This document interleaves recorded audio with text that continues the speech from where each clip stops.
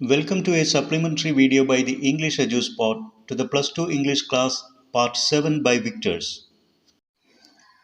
In this class, students have been given an assignment to identify the metaphors employed in the first 4 stanzas of the poem Any Woman. Text ബുക്കിലെ 2-ാം അധ്യായം any woman എന്ന കവിതയിൽ ധാരാളം metaphors ഉപയോഗിച്ചിട്ടുണ്ട്.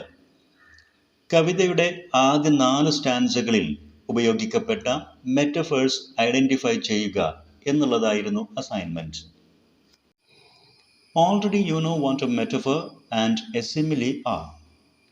Still, I think it is better now to recall them once again. Simile and metaphor are two similar figures of speech, and they are often confused each other. സിമിലിയും മെറ്റഫറും എല്ലാം നിങ്ങൾ നേരത്തെ മനസ്സിലാക്കിയതാണ്. ഇവ രണ്ടും ഒരേപോലുള്ള 2 figures of സ്പീച്ചാണ്. അവ മിക്കപ്പോഴും പരസ്പരം confused ആകുന്ന സാഹചര്യവും ഉണ്ട്. Simile makes a direct comparison between two different things using as or like. Simile എന്നത് 2 വ്യത്യസ്ത വസ്തുക്കൾ തമ്മിലുള്ള ഒരു കമ്പാരിസൺ ആണ്. വളരെ നേരിട്ടുള്ള ഒരു comparison. It says one thing is like another. ഇത്തരം കമ്പാരിസണിൽ ഒരു വസ്തു മറ്റൊന്നിനെ പോലെയാണ് അല്ലെങ്കിൽ മറ്റൊന്നിനെ പോലെയല്ല എന്ന രൂപത്തിലാണ് കമ്പാരിസൺ നടത്തുന്നത്. അതിനുവേണ്ടി ആസ് എന്നോ ലൈക്ക് എന്നോ പദങ്ങൾ ഉപയോഗിക്കുകയും ചെയ്യും. ഇവിടെ ഒരു വസ്തു മറ്റൊന്നിനെ പോലെ എന്ന രൂപത്തിൽ വളരെ ഡയറക്റ്റ് ആയിട്ടുള്ള നേരിട്ടുള്ള ഒരു കമ്പാരിസൺ നടക്കുന്നുണ്ട്. Metaphor simply implies the comparison without using the words as or like.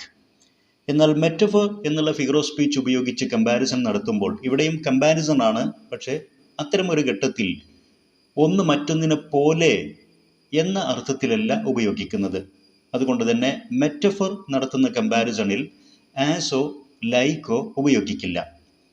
It makes an indirect comparison by saying that two things are one and the same. ഇവിടെ നേരിട്ടുള്ളൊരു കമ്പാരിസൺ നടക്കുന്നില്ല, മറിച്ച് കമ്പയർ ചെയ്യപ്പെടുന്ന 2 വസ്തുക്കളും ഒന്നു തന്നെയാണ് എന്ന രൂപത്തിലാണ് പറയുന്നത്. Let's see some example sentences. Sentence 1. Life is like a drama. Here life is compared to a drama. ഈ സെൻറ്റൻസിൽ ജീവിതം എന്നുള്ളത് ഡ്രാമ എന്നുള്ളതിനോട് കമ്പയർ ചെയ്യുന്നു. അതിനുപയോഗിച്ചിരിക്കുന്നത് ലൈക്ക് എന്നുള്ള ഒരു പദം കൂടെയാണ്. Life is like A drama. ജീവിതം ഒരു ഡ്രാമയെപ്പോലെയാണ്. അതുകൊണ്ട് തന്നെ ഇവിടെ ഒരു ഡയറക്റ്റ് കമ്പാരിസൺ ആണ് നടക്കുന്നത്. ഒന്ന് മറ്റൊന്നിനെ പോലെ എന്നുള്ള കമ്പാരിസൺ തന്നെ വ്യക്തമായി നടക്കുന്നു. ഇത് സിമിലിയാണ്. Number 2, life is a drama.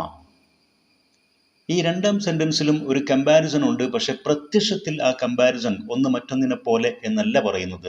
Life is a drama, ജീവിതം ഒരു നാടകമാണ് എന്ന് പറയുമ്പോൾ two things are one and the same എന്ന രൂപത്തിലാണ് പറയുന്നത്. It is an example of metaphor. ഈ രൂപത്തിലുള്ളതാണ് മെറ്റഫർ. 3-ാം സെൻറ്റൻസ് പരിശോധിക്കുക. She is as pretty as A rose.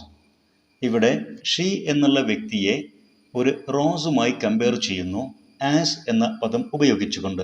She is as pretty as A rose. It is an example of simile. അവൾ ഒരു റോസിനെ പോലെ മനോഹരിയാണ്. എന്നാൽ 4-ാം sentence പരിശോധിക്കാം. She is A pretty rose. അവൾ ഒരു മനോഹരമായ റോസ് ആണ്. അപ്പോൾ അവളും റോസും ഒന്നു തന്നെയാണ് എന്ന രൂപത്തിലാണ് 4-ാം സെൻറ്റൻസിലെ comparison. It's an example of metaphor. Now let's go through the lines of the poem and try to identify the metaphors used in them. Any Woman by Catherine Tynan. I am the pillars of the house, the keystone of the arch am I. Take me away, and roof and wall would fall to ruin me utterly. ഈ ആദ്യ സ്റ്റാൻസയുടെ opening ലൈനിൽ തന്നെ ഒരു metaphor ഉപയോഗിച്ചിരിക്കുന്നത് കാണാം. The speaker of the poem. ഈ കവിതയിലെ speaker, it can be any woman or any mother, that is a speaker. ആ സ്പീക്കർ പറയുന്നത് I am the pillars of the house, ഞാൻ ഈ വീടിൻ്റെ തൂണുകളാണ്. ഇവിടെ ആ മദർ സ്പീക്കർ സ്വയം കമ്പയർ ചെയ്യുന്നത് ഒരു വീടിൻ്റെ തൂണുകളോടാണ്. I am the pillars of the house. That means the speaker, it can be a woman or any mother. Mother and pillars of the house are one and the same. അത് രണ്ടും ഒന്ന് തന്നെ എന്ന രൂപത്തിലാണ് കമ്പാരിസൺ നടത്തുന്നത്. So it is a perfect example of metaphor. I am the pillars of the house എന്ന് പറയുമ്പോൾ പറയുന്ന വ്യക്തി പില്ലേഴ്സ് ഓഫ് ദ ഹൗസ്, വീടിൻ്റെ തൂണുകളുമായി സ്വയം താരതമ്യം ചെയ്യുകയാണ്. ആ താരതമ്യം പ്രകടമായ രൂപത്തിൽ കാണുന്നില്ലെങ്കിലും ഒരു ഇൻഡയറക്റ്റ് താരതമ്യം അവിടെ നടക്കുന്നുണ്ട്. കാരണം പറയുന്ന ആ വ്യക്തിയും പില്ലേഴ്സ് ഓഫ് ദ ഹൗസ് എന്നുള്ള വസ്തുവും രണ്ടും രണ്ടാണ്. എന്നാൽ അവയ്ക്കിടയിൽ ഒരു പൊതു ഗുണം നിലനിൽക്കുന്നു. ഒരു വീടിനെ സംബന്ധിച്ചിടത്തോളം പില്ലേഴ്സ് ഓഫ് ദ ഹൗസ് എത്രമാത്രം പ്രാധാന്യമുള്ളതാണ്, അത്രയും പ്രാധാന്യം ഒരു വീടിനെ സംബന്ധിച്ചിടത്തോളം ആ പറയുന്ന വ്യക്തി എന്ന അമ്മയ്ക്കുണ്ട് എന്നുള്ളതാണ് അവിടെ ഇൻഡയറക്റ്റ് ആയിട്ടുള്ള കമ്പാരിസൺ. എന്നാൽ ഐ ആം, ഐ വാസ് എന്നിങ്ങനെ തുടങ്ങുന്ന എല്ലാ സെൻറ്റൻസുകളും മെറ്റഫോറിക്കൽ സെൻറ്റൻസസ് അല്ല. ഉദാഹരണത്തിന് I am a student, I am a boy എന്നിങ്ങനെ ഒരു വ്യക്തി പറയുമ്പോൾ അവിടെ ഡയറക്റ്റായോ ഇൻഡയറക്റ്റായോ പറയുന്ന വ്യക്തിയും സ്റ്റുഡൻറ്റ്, ബോയ് എന്നിങ്ങനെയുള്ള ആ അവസ്ഥയും തമ്മിൽ ഒരു കമ്പാരിസണുമില്ല. മറിച്ച് ആ പറയുന്ന വ്യക്തിയുടെ യഥാർത്ഥ അവസ്ഥയാണ് അവിടെ പറയുന്നത്. മെറ്റഫർ എന്ന് പറയുമ്പോൾ മറ്റൊന്നിനോട് അയാളുമായി യാഥാർത്ഥമായി ബന്ധമില്ലാത്ത മറ്റൊരവസ്ഥയോടുള്ള ഒരു കമ്പാരിസൺ ഉണ്ടായിരിക്കും. ഈ വ്യത്യാസം വിദ്യാർത്ഥികൾ തിരിച്ചറിയുക. ഇനി നമുക്ക് ഈ വരികളിലെ മെറ്റഫേഴ്സ് ഐഡൻറ്റിഫൈ ചെയ്യാം. The speaker of the poem, it can be any woman or any mother, says that she is the pillars of the house, she is the keystone of the arch. കവിതയിലെ speaker പറയുന്നത് ഞാൻ വീടിൻ്റെ തൂണുകളാണ്, ഞാൻ ഒരു ആർച്ചിൻ്റെ കീസ്റ്റോണാണ്. വീടും ആർച്ചും നിലനിൽക്കാൻ തൂണുകളും കീസ്റ്റോണും എത്രമാത്രം അത്യാവശ്യമാണ്, അതുപോലെയാണ് ഒരു വീടിനെ സംബന്ധിച്ചിടത്തോളം അമ്മയാകുന്ന ഞാനില്ലെങ്കിൽ ഈ വീടും, അല്ലെങ്കിൽ ഞാനില്ലെങ്കിൽ ആ ആർച്ചും തകർന്നു പോകും. ടേക്ക് മീ അവേ, എന്നെ എടുത്തു മാറ്റിയാൽ the roof and wall would fall to ruin me utterly. ആ വീടും ആർച്ചുമെല്ലാം തകർന്നു പോകും, ആ തകർച്ചയിൽ ഞാൻ ഉൾപ്പെടെ നശിച്ചു പോകും. The speaker continues comparing herself with other things. She is the fire upon the hearth. അടുപ്പിലെ അല്ലെങ്കിൽ നെരുപ്പോടിലെ തീയാണ് അവർ.